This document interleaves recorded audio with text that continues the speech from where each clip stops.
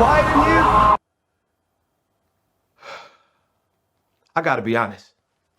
It's easy to think about peace as a bubble. Ignoring the world so that you can chill out and get a little you time. Or maybe you think of peace as a simple agreement. You do your thing, I do mine. Then we don't have to worry about each other's problems or the ways we're different from each other. Or you might see peace as a big, grand thing. General, this treaty officially ends all wars. But true peace doesn't look like any of that. True peace is messy. It takes hard work and creativity. It says, how can I listen to you first before I speak? It says, how can I learn what it's like to walk in your shoes before I try to fix it? How can we get creative to find a way through? See, when you do the hard work of making peace, others can see God at work in you. That's why making peace is an amazing way to worship God with your life. Because worship, it's about more than just singing loud. It's all about living loud.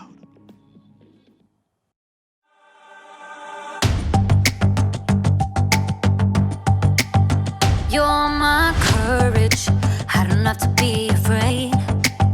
You're my fortress, no matter what comes my way. You're my treasure forever, yes, we'll be together always. Even when the days get harder, I know you'll rescue me. Even when the sky is darker, I know you'll bring me peace. You are my strength, you are my savior.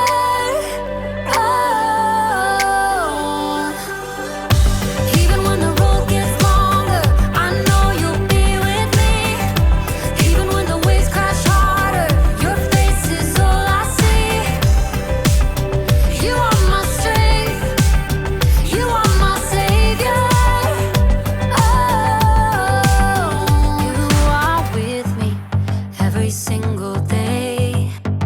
Through the darkness, oh, you lead the way. You're my treasure forever, yes, we'll be together always. Even when the days get harder, I know you'll rescue me. Even when the sky is darker, I know you'll bring me peace. You are my strength, you are my savior.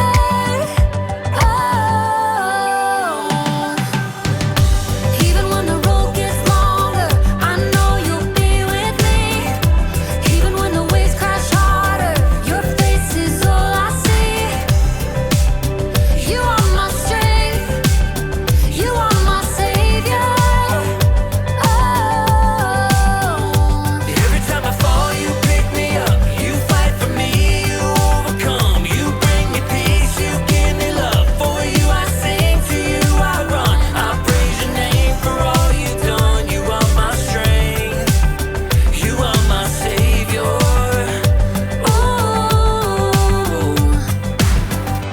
Even when the days get harder, I know you'll rescue me. Even when the sky is darker, I know you'll bring me peace. You are my strength, you are my savior.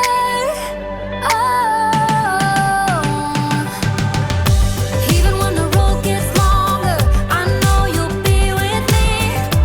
Even when the waves crash harder, your face is all I see. You are my strength, you are my savior.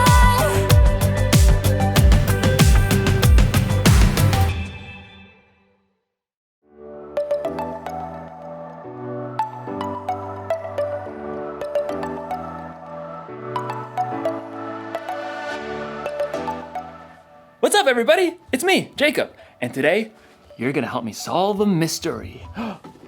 The case of the mysterious envelope. Dun dun dun! What do you think it is? Is it a thank you gift? A prank?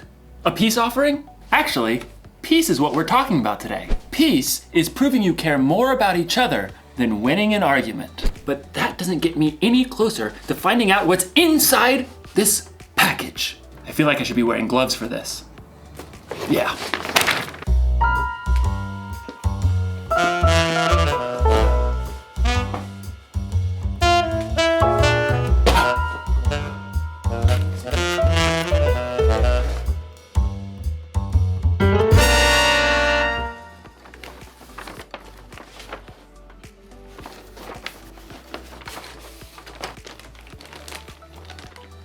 Monkey bridge? What's a monkey bridge? A few twigs and some string, but no instructions. Another mystery. Dun dun dun! I mean, clearly this is a bridge building kit. Well, maybe the sticks are the decking? But how do maybe I'm supposed to weave it together. This doesn't make any sense. I gotta get creative. I gotta think outside the box to find a solution. Actually, that's exactly what someone in today's story did. Now, how do you build a monkey bridge? The Bible. It's 66 books of history, stories, letters, and poetry that fit together to form God's one big story. The epic adventure of how He created us and loves us so much that He made a way to rescue us. As we travel through the Bible, from Genesis to Revelation, we discover people who met God and found their lives changed forever. Now, for an amazing story, inspired by the book of 1 Samuel, chapter 25. Hello everyone, welcome back to Sunday service. I'm so excited to be here with you guys. We are wrapping up the month of April where we have been talking about Reconnect, Build a Bridge, and we are talking specifically about peace, where we want to show that we care more about others. We care more about each other's? Proving to others we care more about them by not winning an argument. There we go. That's what it was. My words got all confused. But bottom line, we want to make sure that we are not starting arguments. We are helping to bring peace to them and make sure that the situations don't go absolutely crazy, because that's what Jesus asks us to do. So today we have got an awesome, really cool story that not a lot of you may know, which is kind of really fun. But you do know the main character in our story. You might just not know this particular account. So to help tell our story today, I have got some awesome, fun music that we're going to intersperse to help tell the story. So our main character today is King David.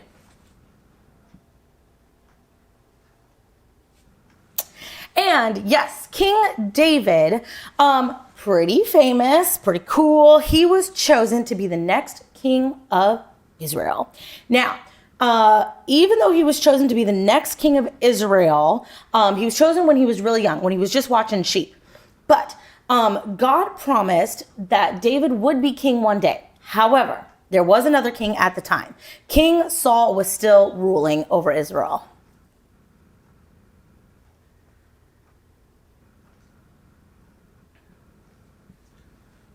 Now, Saul was really jealous of David because David was very popular and he had won many battles. Remember David and Goliath?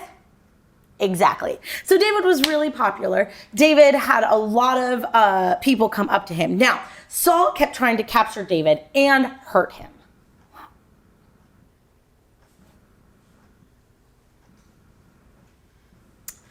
As a result, David and his men spent most of their time living on the run. So from the time he was anointed king and winning the Goliath battle, Saul kept trying to come after David. And so he spent the majority of his life on the run. Absolutely crazy. So he didn't really get to be with his people. But David knew that someday he would be king. And if he wanted to be king, he needed to stay alive long enough so Saul wouldn't get to him. So he kept running. And one day we find David and his men in a desert, in the desert of Paran. And they traveled near a land. So in this desert, there lived a man by the name of Nabal. He was a nobleman, and this is where he lived.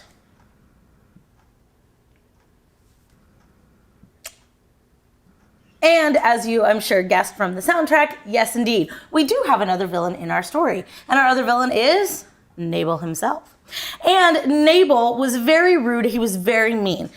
But on the flip side, he had a very smart, a very beautiful and intelligent wife by the name of Abigail.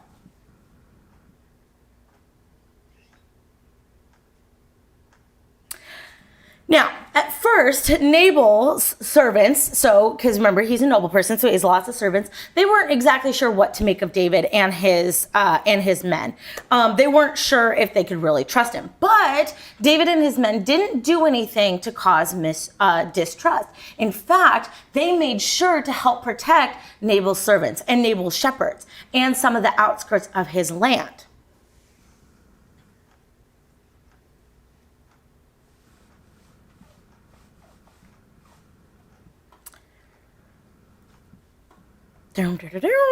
Now, at a certain time of the year, this is very important to know. At a certain time of the year, sheep get a haircut. So they usually get, there's usually maybe once a year, maybe twice, depending. But usually there's a big time in the year where all of the shepherds bring in their sheep, they bring in their flock, and they do a big haircut for the sheep. And they call it sheep shearing. Now, during that time, David sent 10 of his men over to Nabal to talk with him.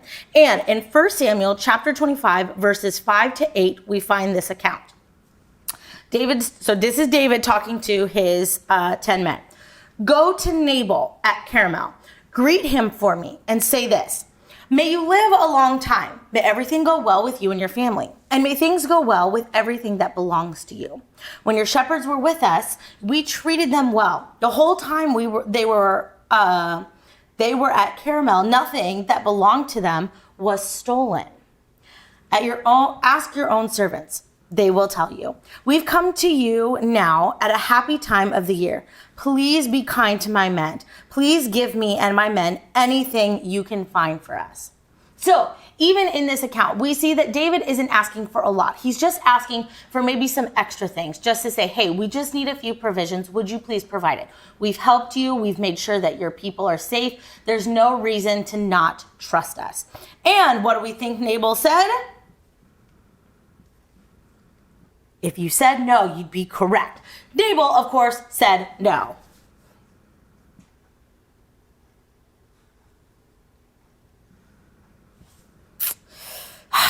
Now, Nabal's servants could tell that things weren't looking good. So a servant then went over to Nabal's wife, remember, Abigail, and told her everything that had happened. And now, Abigail knew that she had to do something to help. She kind of had a feeling of who David was and wanted to make sure that he was well taken care of. So she made a gift for David that would hopefully convince him to turn back instead of going after Nabal.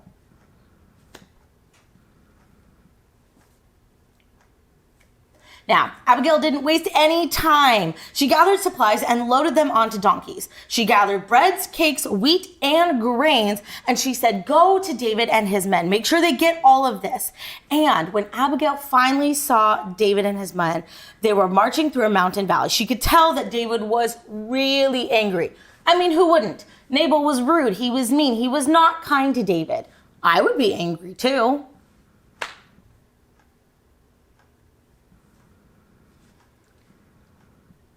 But remember, Abigail herself is very intelligent, very smart. She got off her donkey, she bowed before David and took the blame herself. So rather than trying to put it back on her husband, she took it herself and pleaded with David.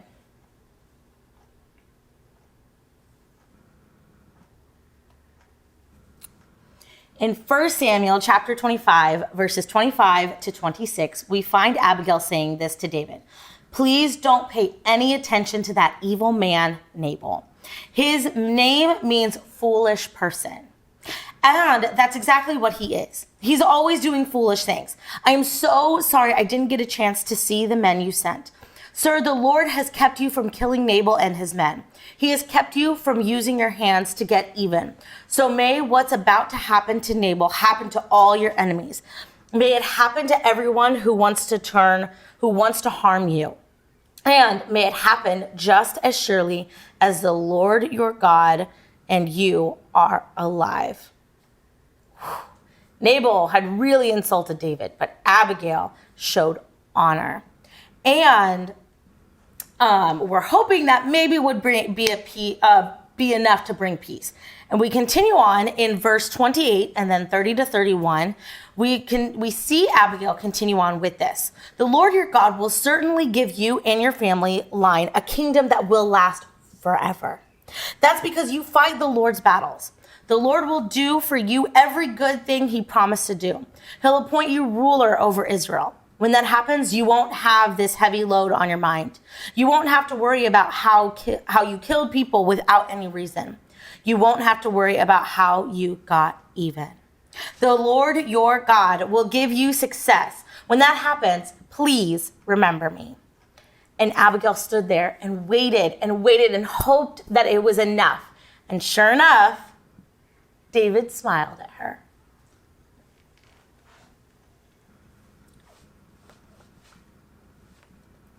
And continuing on in 1 Samuel 25, verses 32 to 33, David says this, "Give praise to the Lord. He is the God of Israel. He sent you today to find me. May the Lord bless you for what you have done. You have kept me from using my own hands to get even."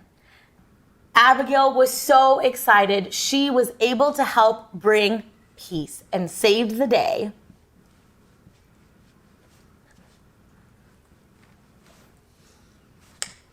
David then accepted Abigail's gifts and she went home in peace. In the end, Nabal died, and he paid a high price for his foolish and angry response to David. But God continued to bless Abigail because of her strength, her wisdom, and coming before David to show him honor. And by showing David honor, she also showed honor to the Lord. And Abigail is a great reminder that, you know what, just because somebody caused anger, somebody turned around and made a situation worse, we want to be like Abigail and help to come and bring peace. So as we wrap up the month of April, we want to really work to be like Abigail. And when things are getting a little heated, when two people may be against each other, we want to come before them and help bring peace. And we want to help make sure that, hey, you know what, it's not about winning the argument, but it's about bringing peace and helping to understand, and so that everybody can live together in harmony and unity. I love you guys. That's all the time we have for today. I will see you guys next time for some more Bible times, and let's see what our friends are up to. The fight between Nabal and David wasn't Abigail's problem, but she didn't use that as an excuse. She got involved. She acted fast, and she found a creative solution. You see, just because something isn't your problem doesn't mean you can't get involved. God has given each one of us unique talents and unique ways of seeing things. So, if you see people in a fight and you're the only one who can see a way to make peace, you should help them solve that mystery. Jesus showed us how important making peace was to him when he gave his life on the cross. We can make peace with others by being part of the solution. You can help calm an argument between two people by making them laugh. You can suggest solutions to problems that others might not see. Or if a fight looks like it might get dangerous, you can find a grown-up to help keep the peace. The one thing to remember today is this: you can show you care about others by being part of the solution. So this week, be on the lookout for creative ways to build bridges between people in your small part of the world. I'm gonna have to get pretty creative myself. Here's what the bridge is supposed to look like. Mystery solved! You know, if that bridge was full-sized, I could cross an entire canyon on that one thin little rope. But first I'd need to solve my fear of heights problem. Dun dun dun! I'll see you next time!